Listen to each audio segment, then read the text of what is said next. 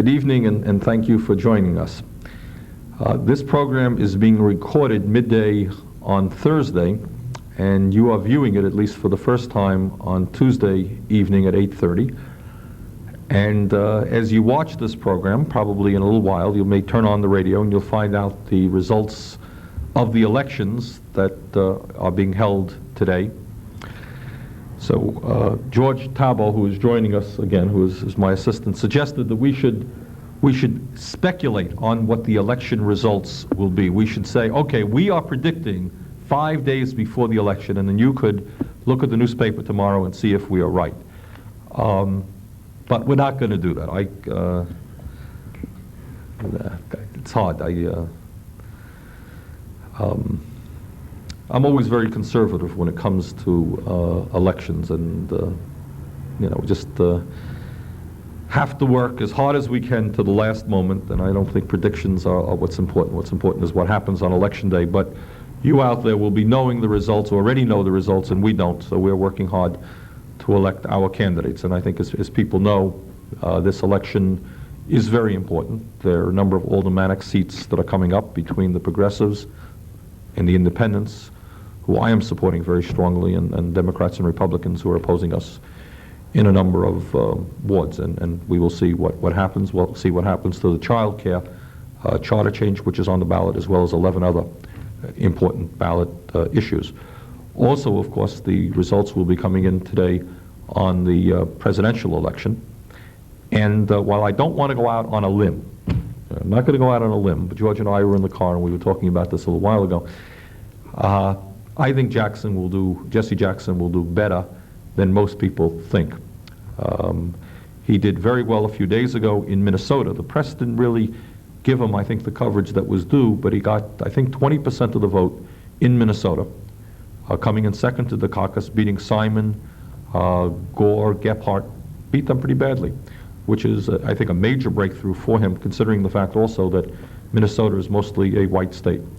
And I think he's going to surprise people here in the state of Vermont. And while I think Dukakis will probably win, I think that Jackson has a good chance to come in second and do reasonably well. All right, George, what are your predictions? Well, Brian, I don't want to predict right at the moment, maybe at the end of the show, but I wanted to say that earlier, the press conference today, you were mentioning that of all the aldermanic elections, since you've been mayor since 7 years, this has been about the quietest one. And perhaps we can reflect on that a little bit, because I've noticed it too in working the off hours for different candidates on different issues. Kind of a quieter aspect to everything. I think candidates are not spending as much money as in the past. They're not advertising, and more of a door-to-door type of campaign this time around. I think so, and to be very honest with you, and not from a partisan point of view, but from my own deep feelings about politics, I'm not sure that that's good. One of the major problems, and I was just up in St. Albans a little while ago talking to some people up there, a real problem that exists in our state, and certainly exists throughout this country, is that large numbers of people really have given up on the political process, do not debate politics, don't really know how their views contrast with somebody else's views. And one of the things that's happened in Burlington, I think, at least since I've been mayor, is that there has been a sharpening of the differences of opinion. And some people think that that's terrible. Some people think, oh, isn't it terrible that they're arguing all the time? I don't. I think that that's what democratic society is about.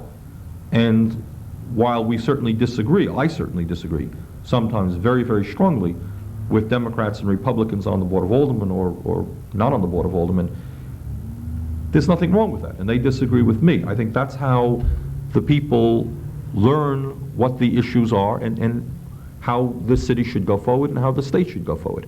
And in fact, I was in St. Albans earlier today, and the guy up there was saying that there's not a whole lot. The mayor there is running without opposition. It's never my luck that I never have any opposition. I always have a million candidates. But up there's no opposition. I was in Rutland the other day. They have 4 seats that are coming up on their school board, all without opposition. There was an article in the paper, I think earlier this week, Champlain Valley Union School District in Heinsberg and the neighboring towns had an election on their school budget, which was over $5 million. 1% of the people came out to the meeting. 99% of the people stayed home. Why don't people participate? Why on election day today, Tuesday the 1st, will probably 2/3 of the people in the state of Vermont not vote? Now that to me is frankly more important than who wins. Because the winner today, Tuesday, election day, will be, I don't care who wins. Doesn't matter to me who wins. That will carry overwhelmingly. And whether it's Dukakis or Jackson or this candidate for Board of Alderman or that candidate, they're going to be in the minority. George, why is it, in your judgment, that most people seem to not care? About running or about voting? I think there's a couple issues, and I was noticing on that same line up in the newspaper that serves the Jericho area that the town of Jericho was kind of begging for somebody to run for town selectman. There was an open position, but nobody had put their name in, and they felt that you could get your name in, and if you got 1% of the vote, you would be elected. You had need to get a minimum of 30 votes. That's it. In Jericho. They felt that, and if no one runs, then the other two selectmen will, by law, be able to appoint somebody from the community to take that seat. And I think part of the reason I think in smaller towns is that you have, there's no compensation. Not that there's much here, but there's the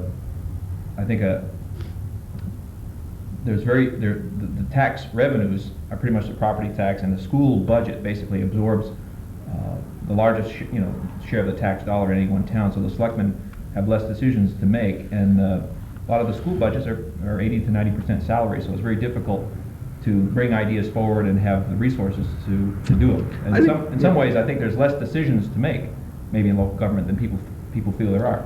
See, I don't agree. I mean, I think you're half right. But there's another half also. It would seem to me that there are a few areas that are more important than helping to determine the quality of the education that our children are going to get. And school boards can really influence that.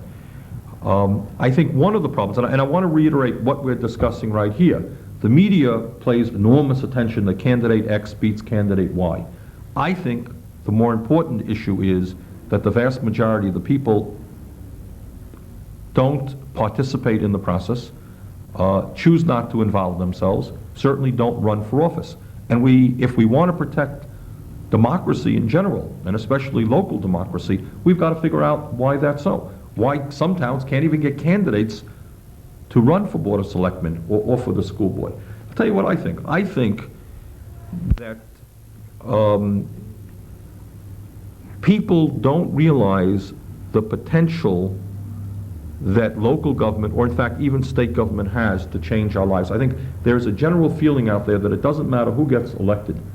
My electric bill is going to go up, my telephone bill is going to go up, it's not going to affect my job situation, kids going to go to school, it doesn't matter all that much. And the reason for that is that to a large degree, real power in this country does not rest with government. It rests with private corporations who exert enormous influence on our lives, and government really doesn't have much to say about that. And one of the issues that was on the ballot today, which to me was very important, was this concept of home rule. And the reason that it was important, and I don't know how many people know what we mean when we talk about home rule means that everything being equal, the local government and the people of a given town or city should have the right to determine the future of their city in ways that make sense to them, that are obviously constitutional and not in violation of state law. And the reason that I feel strongly about that is that you're not going to be able to get people involved in local government if every time they do something that makes sense to them, state government or the state legislature says, no, you can't do it. Let me give you some examples about that. In Burlington, we don't like the winter-summer electric rate differential. Our people don't like it. We took the question to the people, and the people said, we want to do away with it because we think it's unfair. We voted for it. We took it down to the state legislature. The state legislature said, no, you are forced to stay with it even though you own your own electric company. And there's the irony.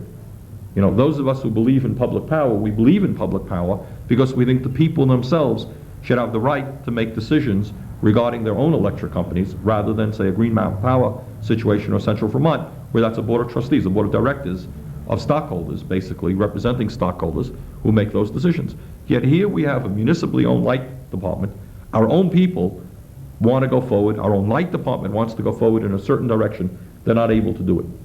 Several years ago, we hired a consultant who restructured the rate schedule for the electric light department and basically came forward with what he believed and what I believed and what the Board of Aldermen believed and what the Board of Electric Commissioners believed was a fairer rate design, which essentially would have raised rates for large users of electricity and lowered rates for the residential homeowners. In fact, this was several years ago, we would have been able to lower electric rates for homeowners by 27%. Took it to Montpelier, Public Service Board said, no, you can't do it. Vermont State Legislature got involved in another way, said you can't do it. We've come forward with property tax alternatives, which would have substantially lowered property taxes or stabilized property taxes in Burlington. Montpelier said you can't do it. And I think what happens, and it happens more so outside of Burlington, is that people say, hey, what's going to happen? They're going to raise my taxes anyhow for the schools.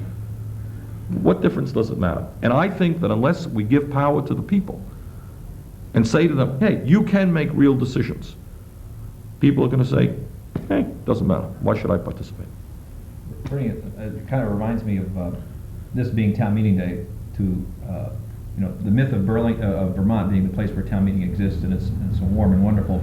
And having grown up in Winooski and Burlington, I only got to participate in a couple of the town meetings when I lived about 10 years ago in a small town outside of Regent. And having grown up in a political family where elections were always discussed and debated, and I was really looking forward to this first real Vermont town meeting, because in Winooski, like in Burlington, people come and vote. They don't sit around and debate and raise their hands and shout and have an energetic discussion, then take a ballot, take a vote. And so I had to stay home from work that day. I took a day off, said I'm going to participate in this town meeting. And what I was struck by, it started at 10 o'clock in the morning, and what I was struck by was the complete lack of discussion of almost any issue at all that occurred. It was about 100 people. Some routine matters came up. The moderator kind of walked through that. There were no controversial spending measures. The two items that got the most discussion were basically the plowing route of the town road commissioner. Some people thought that plowing route was favoring certain people in the little valley, and that should be rotated so other people get plowed out first. And then the other issue was how much money to give. This is actually true. How much money to give to the people that were maintaining the cemetery down in Regent, in terms of a flower donation for that year. And I walked away very disheartened, thinking, boy, is that all there is? And on a local level, I mean, a small town, rural town, where they don't have too many decisions to make, because the state is giving them the money for the education, the state is giving them money for road repair and maintenance, and there's very little else in terms of financial matters to decide or talk about. I am astounded. I am really astounded to how little real political discussion there is in this country. And I suspect that compared to other industrialized countries in the world, we have less sophisticated political discussion. I don't care what people's point of view is, but let's have a clash of ideas. Let's talk about how we want this country to go forward. And I think to a large degree, and what you're indicating, it often takes place at the local level.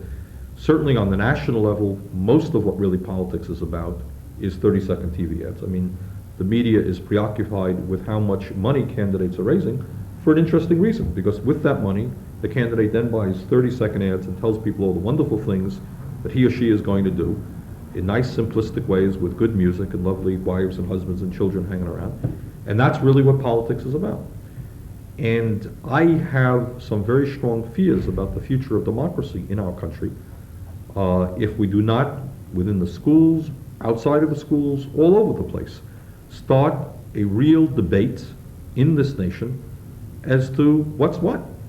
And again, I don't mind on our Board of Aldermen, as I said before, sometimes gets criticized. People say, boy, it's such a bitter debate, boy, people are yelling and screaming at each other. Let me tell you, I would rather have it 1,000 times over. People raising their voices and arguing real issues, representing different points of view, than people sitting around not discussing issues and life's going on. Because when that happens, then the real players, the real people who are making the decisions, and let's not kid ourselves, decisions are being made. It's not government representing the people, but it's decisions being made behind closed doors in corporations or the medical center or the university. The big, powerful institutions are making decisions and government is simply acquiescing to those. Yeah, I think the clear case of that last point is in Williston, where the Pyramid Corporation, by virtue of their desire to develop a major project in that town, suddenly that becomes the entire issue for anyone in public office in that town. It's basically, you could get elected with a certain agenda, a certain set of ideas you'd like to try to work on, but suddenly there's an application, through the process for a large project, and then that becomes your public life, dealing with something of that size.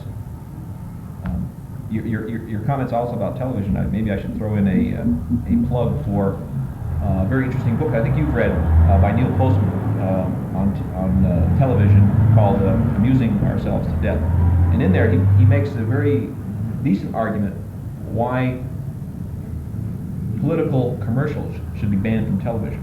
And basically, as you point out, he says that what's happening is there's no, because of television, because of the way it presents itself and the speed with which it goes by, there's no time to really say, here's my position on a certain subject, here's why I back this position, here's how I've come to that thinking.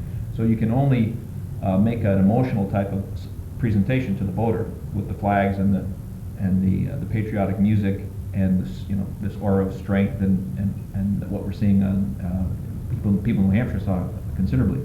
So that he was saying that for the political health of the nation, it's dangerous, and if you could muster enough political will in the sense that people could recognize how dangerous this is to democracy, to people taking part in the process, that you should really take them off the air. It's interesting to me, and you and I talked about this after the New Hampshire primary. Of course, we observed the New Hampshire primary rather intensely because it's a neighboring state. That CBS, and I guess all the other networks itself, preempted their regular programming to be at 7 o'clock exactly, to get on the air, the national television, to tell us who the winner of the New Hampshire primary was. And they're fixated on getting the word out that the whole world has waited with bated breath and can't wait till 9 o'clock to find out. But they predicted at 7:01 that George Bush was going to win in New Hampshire. And yet, if you said to CBS, don't you think it might be a good idea to allow the candidates for President of the United States to have primetime air to speak for a half hour to the American people, or an hour, to elaborate what their vision is for this country, they would say, oh my God, we can't do that. People are watching the game shows. And that's interesting. But they're willing to preempt because they want to be first. It's just so terribly important that at 7:01, CBS can get the word out, as opposed to 7:03 for NBC. So CBS really told us that George Bush was going to win first. But it's almost a vicious circle. Their response would be, are you kidding? Put George Bush on television at 8 o'clock prime time? Nobody would watch it. Nobody would watch it. People would prefer Miami Vice to George Bush. And I'm using Bush only as one Gephardt, you name them. Okay. And that's the second problem. Why is it true that people could not listen to an hour speech talking about the future of their nation? I am not so sure that people would not watch that. Second of all, to the degree that they won't, it may say something about the candidate's ability to speak to the issues that face the people of America. I think that it is possible for a serious candidate talking about the real issues and the real lives of the people to communicate. But it is interesting that CBS and NBC apparently think that that's not the case. So one will go through an entire campaign without hearing at length on a major national television network what a candidate stands for. You're supposed to say something profound at this point. What are the opportunities to do things in a small town or in a small city? I think you talked about all the things you can't do. Are there things that you can actually do? Well, sure. And I think that Burlington has shown it. I am called confrontational. Everything that I do, people, my opponents say, God, there's nothing else to do. He wants to get into a fight. That's really not the case. What we have done, what I and the people in the progressive movement have done, have had the courage to go forward in a number of different areas. And when you seriously go forward, trying to fight for the rights of working people, or poor people, or elderly people, by definition, you generate opposition from the ruling class, from the establishment, who wants to put a stop on it.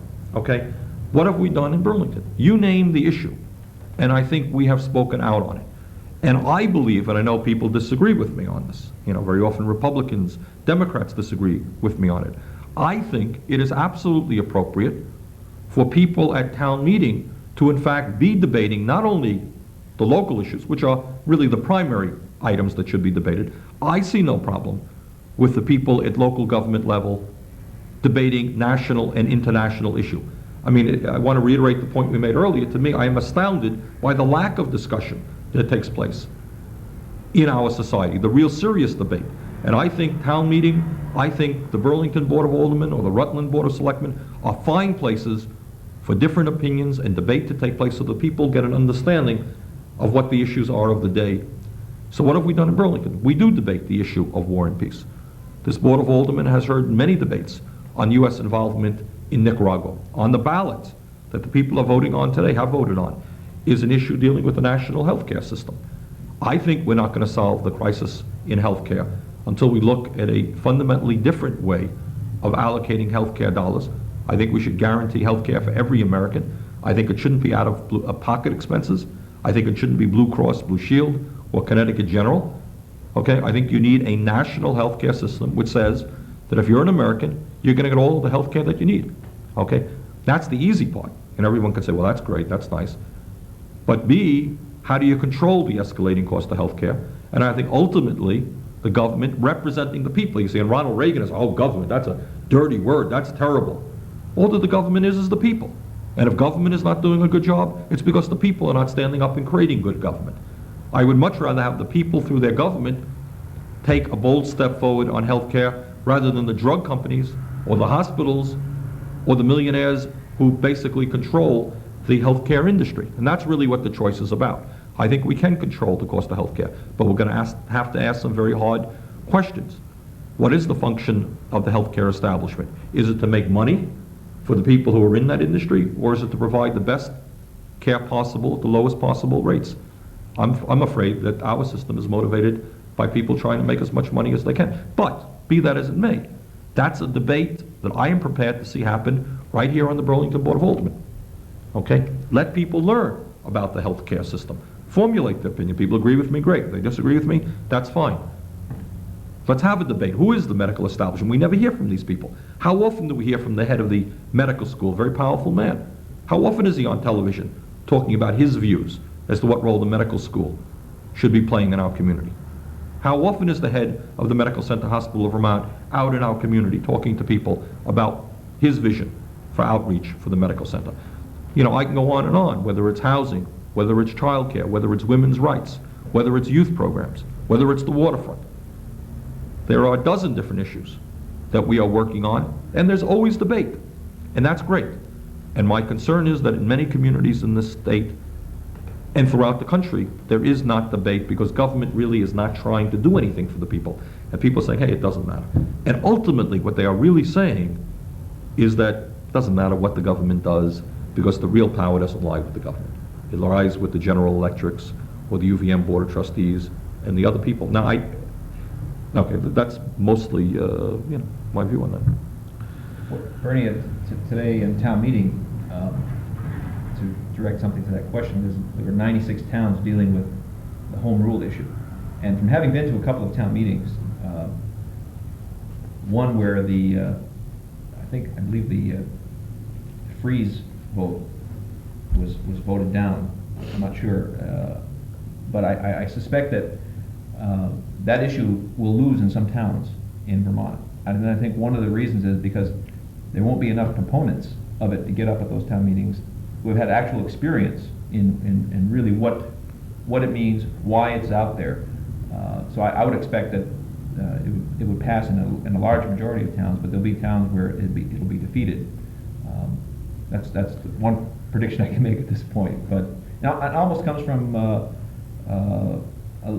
that sense of people not really wanting to tackle those problems or not having the experience of going down to Montpelier with an idea and having it shot down at that point. I think to me, there is not, and the reason that we do what we do in Burlington against tremendous opposition, and I know there are people who don't like everything that we do, and the reason that Jesse Jackson is doing what he's doing, which is attempting to bring together a coalition of working people, white and black, of elderly people, of women's group, of environmentalists, of farmers, is that unless ordinary people begin to stand up, they're not going to have any impact on this country. And your multi-millionaires and your multinational corporations are going to dominate our life. And I think, we have had some success in getting people involved in Burlington. I think we've done a good job, probably not as good a job as we can do, and I would like to see us do better in the future. But of all of the exasperations that I have to deal with, it is the fact that I'm just constantly astounded that on major issue after major issue, we could be very successful if people came forward and stood and fought for their rights, and they don't. And I think there's a tremendous feeling of hopelessness and of pessimism out there. And this country clearly is not going to change unless the people become involved. It's just not good enough to sit at home watching, the tube for 40 hours a week. You can watch this program, that's all right. And again, I want to point out that I think CCTV and public access television is a very different kind of television because it's a local television dealing with local issues, having local people on.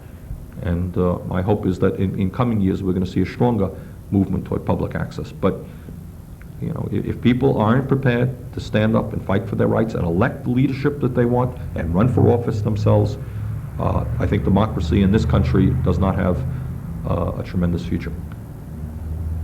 Bernie, we have some more time. I don't know if, I wonder, you were talking to, down in Montpelier last week when we went down to Secretary of State Jim Douglas regarding the registration proposals that are in front of the legislature. I didn't catch how they're doing. Maybe you could bring us up to date on that. We made 3 or 4 proposals to the House Municipal Corporations Committee in terms of suggesting ideas as to how we can significantly improve voter turnout in the state of Vermont. And the ideas were as follows. Number 1, we suggested that not everybody either has the time or the confidence to walk into town meeting, into City Hall or your town hall and go speak to the town clerk and register to vote. There are many people in our state, rather sadly, who are functionally illiterate. There are people who are on welfare. There are people who are on unemployment. There are this, that, and other people who were arrested 20 years ago, and their attitude is, gee, I want to stay away from City Hall. And what we suggested is if you have postcard registration, which exists in most of the states in the country now, where you simply fill out a form, a postcard, self-addressed postcard, goes to the city clerk, you can be registered. And my understanding is, in fact, that that's moving along. Would that, do you think that'd be passed in time to be in effect for this presidential election in November? I think if the governor signed it, it should be, yeah. And I don't know if it's going to get through the House. But that's very important. Second of all, we support the concept of same-day registration, where people who are not registered to vote can walk in on election day, present valid ID, and vote. Basically what I am trying to see happen, and other people throughout the country, is we are American citizens. And the system should be built to make it as absolutely as easy as it possibly can be for people to vote. We don't need all these hurdles. There's nothing God-given about closing off voter registration, what is it, 13 days now before? I guess 17 days. 17 days before, so somebody wakes up 2 days before and say, oh my goodness, I really want to vote, and the town clerk says, well, you missed the deadline. If you're an American citizen, if you're over 18, you should be able to vote, period. In fact, I would state in North Dakota, to the best of my knowledge, has absolutely no checklists, nothing. People simply walk in, present their ID, and they vote. And they have one of the highest voter turnouts in the country. Voting is a right. It's not a privilege. It's a right of every American citizen, and we should create a system which encourages people to participate as much as possible. So the 2 areas that we specifically recommended is same-day registration, postcard registration. Also, we think that the state should do a far more vigorous outreach effort. There's no reason why there should not be people in every Grand Union, in every Martins, Gaines, registering people to vote. It doesn't cost a lot of money to hire those people, and the state should be doing it, in my view. Political candidates often doing it, but there's no reason why the state should be doing it. So should not be doing it. And in fact, in Burlington, I think after these elections are over, we will be coming up with some ideas as to how we can get people to vote. For example, I don't know why almost automatically every kid that graduates high school, along with his or her diploma, should not be filling out a form to register to vote. They might be registered, but what I'm reading is that that's the lowest turnout. Young kids, yeah. 18 to 26 is the lowest turnout in presidential elections of that group. So it's not easy. Well, while we're on the issue of Montpelier, let me just discuss for Burlingtonians a few other issues that are down there. How did Jim receive your ideas? Well, I don't want to talk for another, for a state official. I think Jim Douglas is not unsympathetic to seeing mechanisms developed to increase voter turnout. I think Jim is sincere in that desire. I should also say, though, that there are some public officials, especially on the federal level, who will give lip service to the desire to see people come out and vote, but in fact don't want them to come out to vote.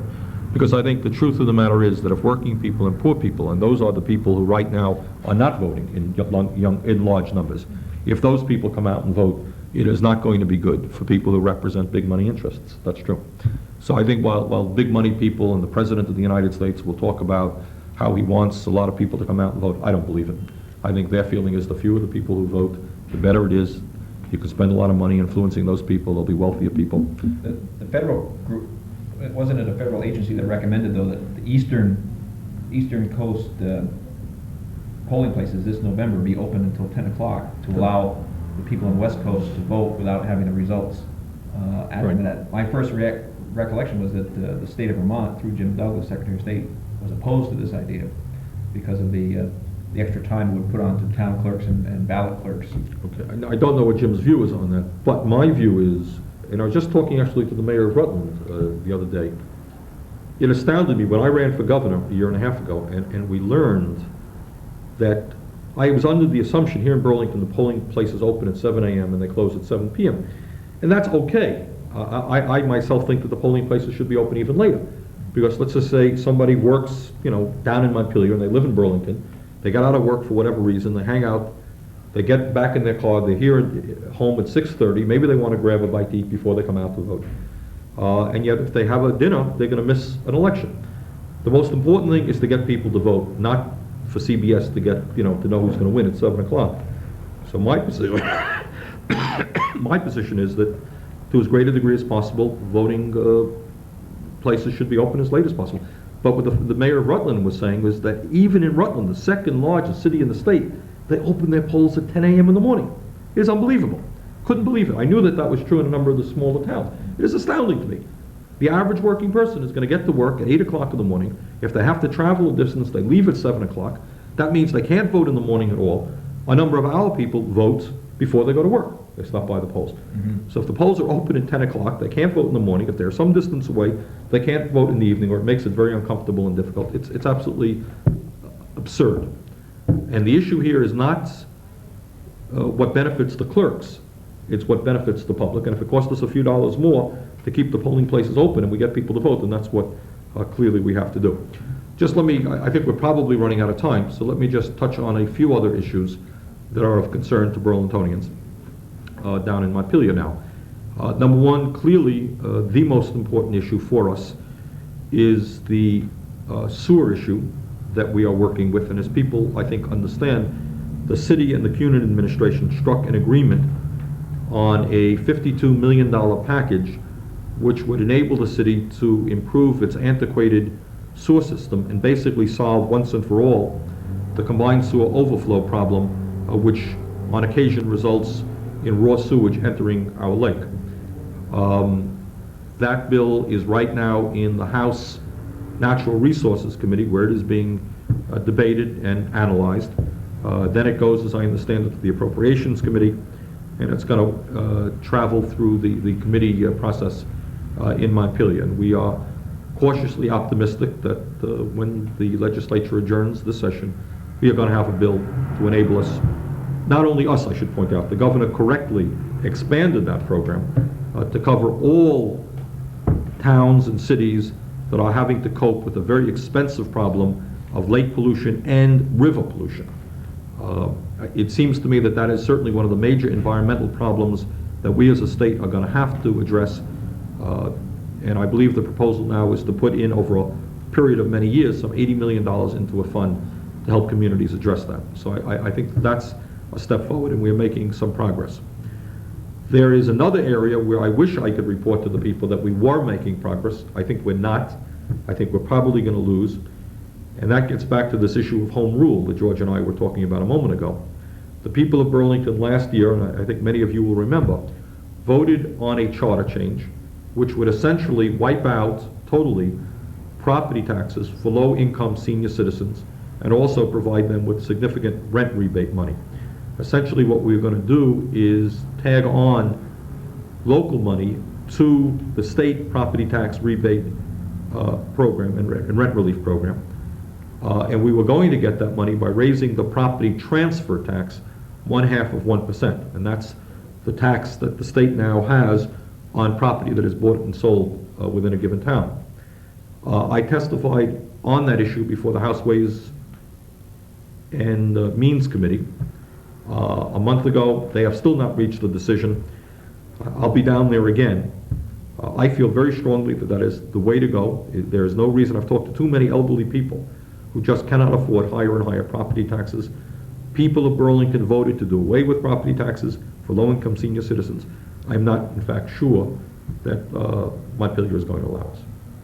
Well, on that issue, Bernie, the state, I guess, in the recent news reports, is recommending now that there's been a committee recommendation to raise that property transfer tax 0.5% to fund statewide planning and issues to to deal with growth. So they've kind of said we'll take that 0.5% and still denying Burlington an extra 0.5%. I mean, it gets back to that point that we started this discussion on, and that is the whole question of respect for local government.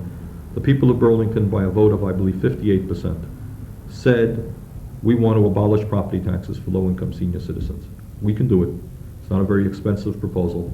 And our friends in Montpelier who think they know more about what the people of Burlington want and need than we do are going to say no.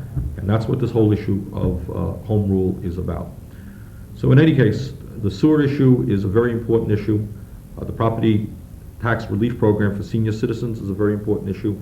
Election reform is a very important issue. The other issue that we have spent a great deal of time on has to do with the question of the crisis and the cost of health care. I am very actively supporting two bills, one of which would open up meetings of the Board of Trustees of hospitals all over the state to the public. Right now, as you know, they meet behind closed doors. Rates go up, nobody knows why. Absolutely astounding to me. I testified on that bill last week. There's another bill that Sally Conrad is presenting, which would allow public representation on these boards of trustees, and I think that's important if we're going to try to keep the cost of hospital care down. I think what time is running out. I apologize for my throat and my voice. It's election time, my voice gets hoarse. I do even more talking than usual. Some people will find that hard to believe. Okay, we thank you very much for joining us, and we look forward to seeing you again next week. George, thank you very much for your help.